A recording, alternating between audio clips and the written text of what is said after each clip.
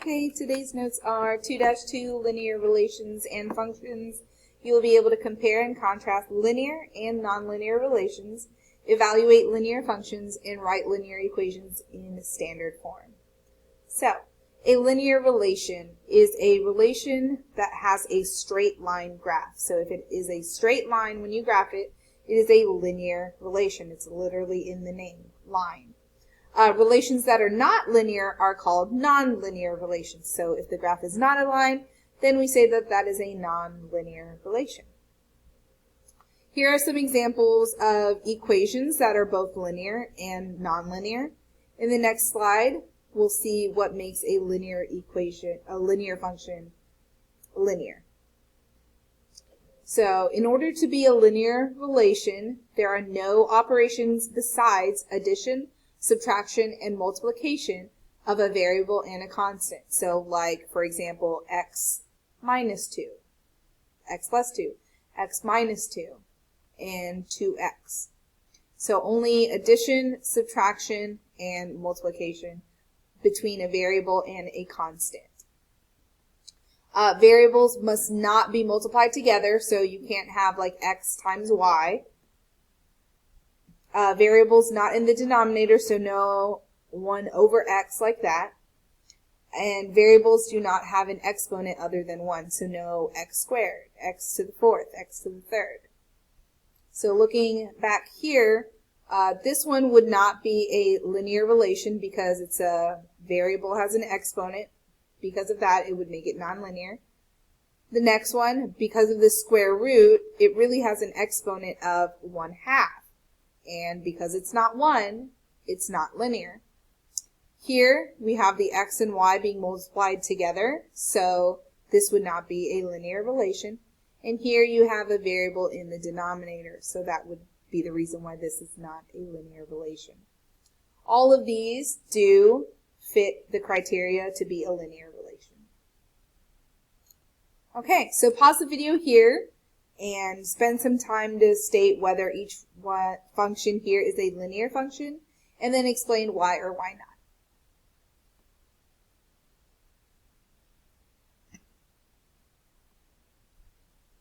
Okay, so A is a linear relation.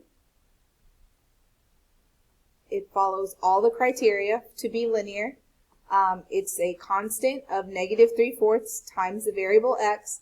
The x doesn't have a variable, an exponent other than 1. It's not being multiplied with anything else. And no variable is not in the denominator. Yeah. So this one's linear. B is the same thing, so we'll ignore that. C, 5 divided by x plus 6. This is non-linear, and it is because there is a variable in the denominator.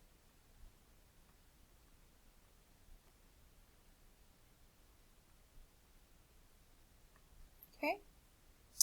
3 times xy minus 4. This is non-linear because variables multiplied together.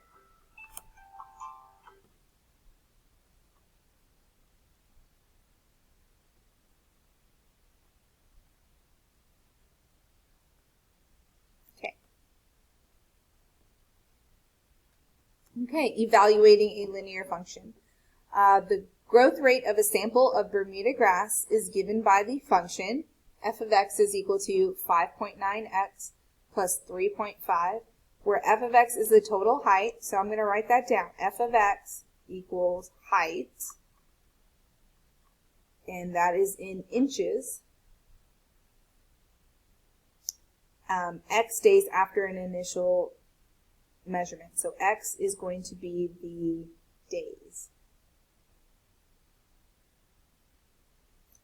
How tall is the grass sample after 3 days? So what we are looking for is how tall. That is what our answer is. So are we solving for f of x or are we solving for x? Hopefully you said we're solving for f of x because f of x is height. So that means if we don't know what f of x is, if that's what we're looking for, then that means we have to know what x is equal to, which we do, 3 days. So x is 3 days, so we're trying to find what is f of 3. What we're going to do is we're going to go ahead and plug in the 3 in for that x, because that is what x's value is. And then f of 3 would then be this. So we're going to take 5.9, multiply it by 3, and we get 17.7, and then add 3.5. And we'll get the total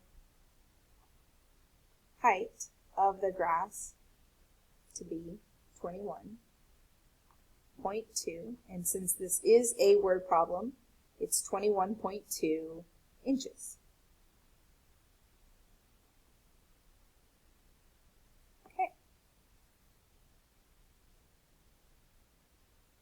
Next, the term 3.25 in the function represents the height of the grass when it was initially measured.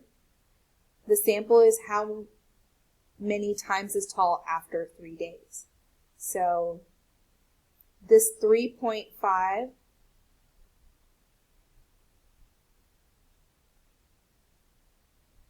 so that's 3.5, so I'm going to change this to 3.5, sorry. So 3.5 represents the height that it was initially. We see that it is 21.2.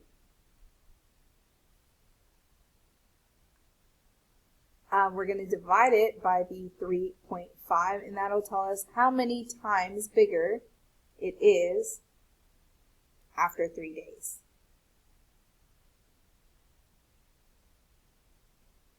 So it is about 6 times as tall. 6 times as tall after 3 days.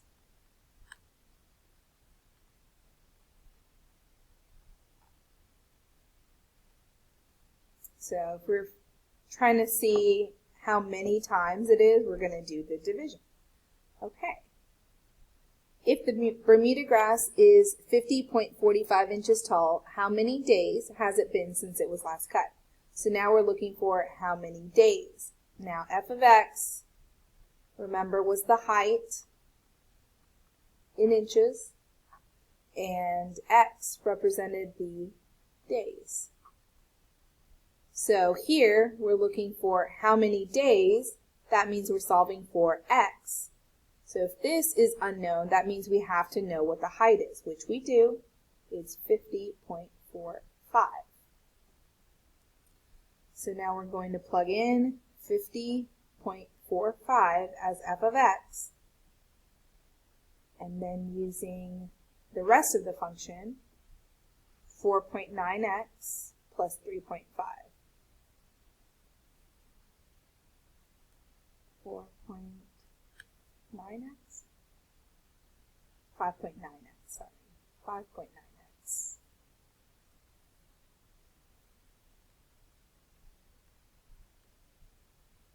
Plus 3.5. Okay, and now we're solving for x, so we'll go ahead and subtract 3.5 from both.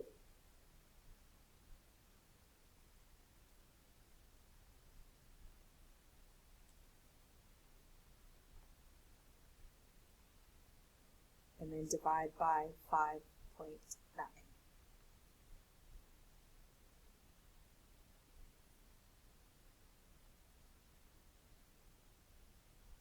9.76. And this is a word problem, so we'll say that about 8 days. So it's about 8 days, 7.96. Okay, standard form.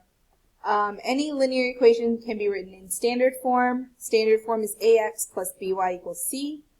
A must be a positive integer, so really it needs to be a natural number. Natural number. B and C must be integers. B and C can be negative, but A has to be positive.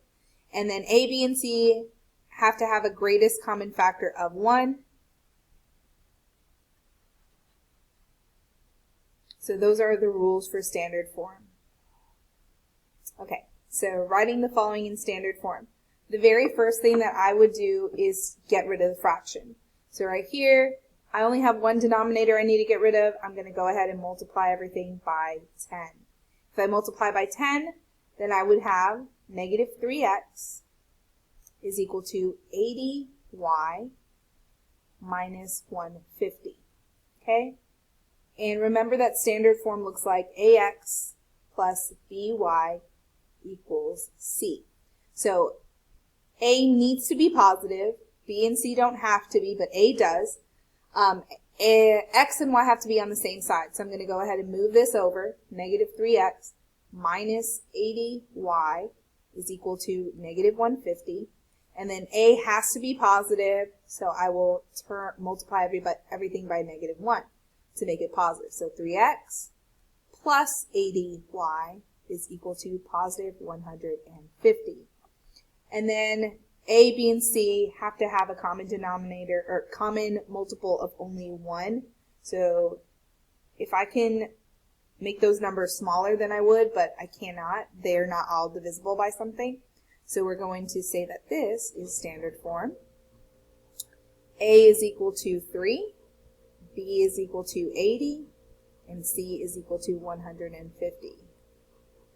So when you get to your standard form, if you think that's correct, make sure it follows all of these. Is A a positive integer? Yes, it is. It's 3. Are B and C both integers? Yes, B and C are both integers. And then, does A, B, and C have a greatest common factor of 1? Yes, it does. Okay? Go ahead and pause the video here and try these on your own.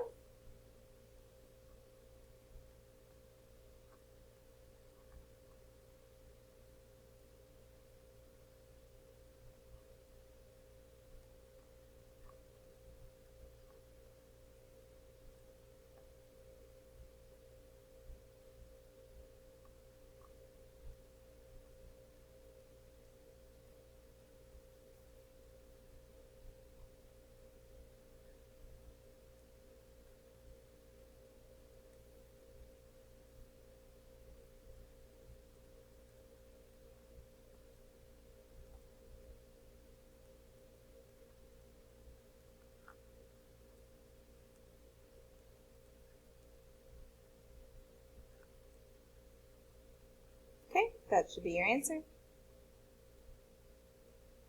Okay, for vocabulary, x-intercept and y-intercept, the x-coordinate of a point at which a graph crosses the x-axis is called the x-intercept. So here it crosses the x-axis, that's the x-intercept. Here, where it crosses the y-axis, it's called the y-intercept. For every x-intercept, you have an x, comma, but y is always 0. For the y-intercept, you have x is always 0, and then whatever your y is.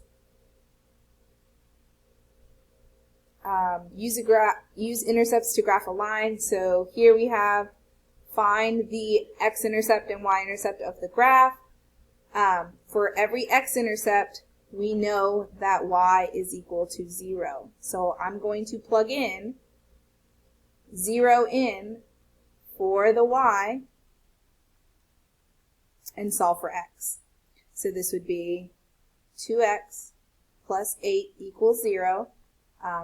3 times 0 is just 0, so 2x would equal negative 8. And then x would equal negative 4.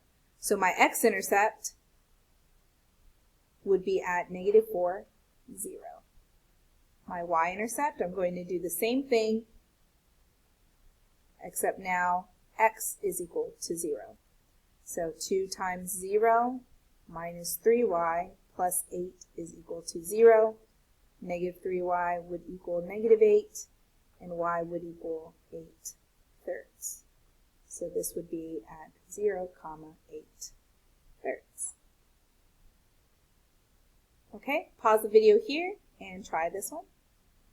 Okay, hopefully you got this as your answer. And those are your 2-2 notes.